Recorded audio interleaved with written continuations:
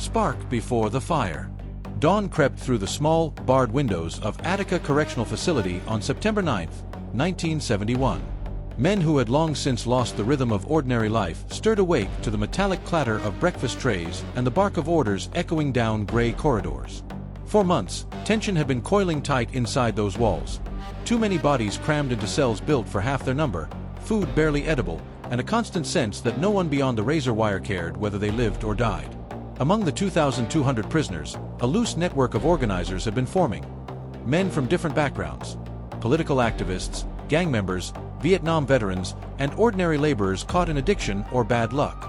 They read news clippings smuggled in about civil rights protests sweeping the country and wondered why their own cries for medical care, fair wages, and basic respect went unanswered. "If they won't listen," one inmate told another, "we'll make them listen." That morning, a rumor spread that 2 prisoners had been beaten by guards and whisked away. Shouts rose in D-Yard, where inmates were gathered for their daily count. A gate jammed, a guard panicked. In seconds, fists flew, keys were grabbed, and the fragile structure of control collapsed. Hundreds of men poured through open corridors, some terrified, others exultant at a freedom that felt unreal after years in steel cages. Sirens blared as officers retreated to the control tower, sealing doors behind them. By midday, Attica was theirs. Smoke rose from burning offices. The loudspeakers sputtered with conflicting orders. Yet amid the chaos, a strange order began to take shape. Inmates erected barricades and posted signs reading, "Brothers, don't harm hostages." They gathered 50 correctional officers and civilian workers, binding their hands but promising safety. In the center yard, a man named Elliot L.D. Barker, respected by all groups, climbed onto a table and shouted through a tin megaphone, "We are men, not beasts. We want to be treated as men." His words carried across the yard and beyond the walls. Television crews soon surrounded the prison perimeter, capturing images of homemade banners fluttering over the barbed wire. "We are humans." Negotiations began when state officials arrived, among them William Kunstler, a civil rights attorney trusted by inmates, and Commissioner Russell Oswald, representing Governor Nelson Rockefeller ******. For 4 tense days, the yard became a fragile commune. Prisoners organized food lines, medical stations, and even cleanup crews. They wrote down 28 demands: better living conditions, fair pay, medical care, religious freedom, and amnesty for the uprising. Outside the gates, families and activists gathered, chanting for justice, while the governor refused to step foot inside. "We won't negotiate with criminals," Rockefeller told reporters, fearing that conceding would invite uprisings in other prisons. Inside, anxiety mounted. The hostages pleaded for their lives. The inmates knew the standoff could not last. On the night of September 12, the temperature dropped, and rain slicked the yard. Helicopters circled overhead. Guards posted on towers aimed spotlights through the fog. A radio message crackled in. The governor had authorized state police and National Guard troops to retake the prison by force if negotiations failed. That same night, inmate leaders huddled near the mess hall steps, passing around a cigarette. Barker, exhausted, whispered, "They're coming in tomorrow. If they do, we die." Another man replied, "Then at least they'll know why." At 9:46 a.m. on September 13, before the prisoners could act, the whine of helicopter rotors filled the air. Canisters of tear gas burst over the yard, blanketing the crowd in white smoke. Shots rang out, first single cracks, then volleys. The sound of screaming drowned the prison sirens. Within 15 minutes, the rebellion that had begun as a plea for dignity turned into a slaughter. When the firing stopped, the yard was littered with bodies, guards and inmates alike, while troopers marched through with rifles drawn. The Attica Prison Riot had lasted 4 days. 43 people were dead, 39 of them killed during the final assault. Cameras captured state officials walking among the corpses, the smell of gas still heavy in the air. Officials claimed the inmates had slit the throats of their hostages. Later autopsies revealed the truth. All but 4 were killed by law enforcement bullets. As the sun set over the charred walls, the survivors were forced to strip and crawl naked through the mud. Reporters watched in silence, realizing they had witnessed not merely a riot, but a moment that exposed the raw wound of America's prison system. Beyond Attica's fences, the nation reeled. Protesters filled city squares. Lawmakers promised investigations.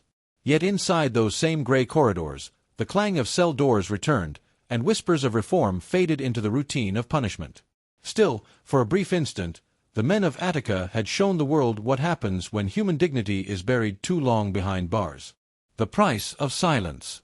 The smoke from the assault still hung over Attica Correctional Facility on the morning of September 14, 1971. The ground was stained and slick from the mix of blood, rain, and tear gas. Prisoners who survived were lined up against the walls, stripped of clothing, and beaten with clubs. Guards, some grieving, others furious, walked the yard with weapons still hot from the firefight. The rebellion was over, but what followed was a new kind of punishment, one without witnesses, without mercy, and without answers. In the hours after the retaking, state officials called a press conference.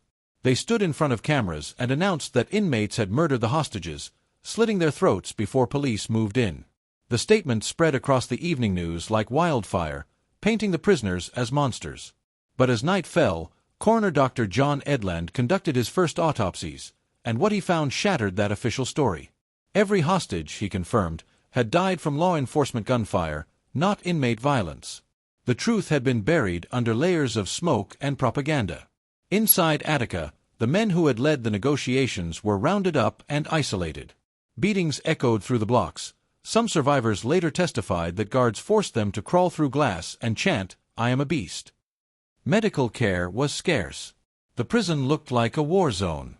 For the families waiting outside the gates, news came slowly, names read from handwritten lists, bodies identified in cold morgues. Among the dead were 29 prisoners and 10 hostages, ordinary men caught in the line of crossfire. Governor Nelson Rockefeller, who had refused to visit Attica before the assault, defended his decision. Order had to be restored, he said. But nationwide, outrage grew. Protesters filled the streets of New York City carrying signs that read, "Remember Attica." Civil rights leaders demanded accountability. Lawyers began collecting affidavits from survivors who spoke of summary executions and retaliatory beatings. The state called it restoration of order, the inmates called it revenge. In the months that followed, more than 60 prisoners were indicted for crimes committed during the uprising, but no state trooper or correctional officer faced criminal charges for the deaths caused during the retaking. The imbalance fueled anger that reached far beyond prison walls. Attica became a symbol, not just of rebellion, but of the American justice system's double standard. By 1972, photos from inside the prison began circulating. Bodies lined up in the yard, bullet holes in walls, and blood-stained concrete floors. Investigative reporters uncovered secret memos showing state officials had known their statements about hostage murders were false, yet chose to repeat them publicly to justify the assault. The scandal deepened when Rockefeller, later appointed U.S. Vice President, refused to reopen the investigation. Still, the voices of Attica survivors refused to fade. Frank "Big Black" Smith, one of the inmate leaders, testified before Congress and described the torture that followed the assault. "They made us crawl through the mud, naked.